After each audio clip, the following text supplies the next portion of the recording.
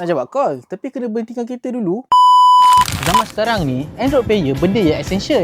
Benda ni juga memudahkan. Selain dari nak entertain kita time drive, paling common sekali tengok maps. Tak payah nak pakai phone holder. And ada yang sampai pegang phone time drive semata-mata nak tengok maps. Bahaya oi. Sebut pula pasal Apple CarPlay dengan Android Auto. Yelah, benda ni antara sebab why orang nak beli Android Player. Kenapa? Bagi aku, CarPlay and Android Auto ni sangat efisien. Tengok maps, dengar lagu, nak call pun boleh. Hands free dan lebih selamat. Tapi mesti korang fikir, Android Player mahal je yang ada benda alah ni.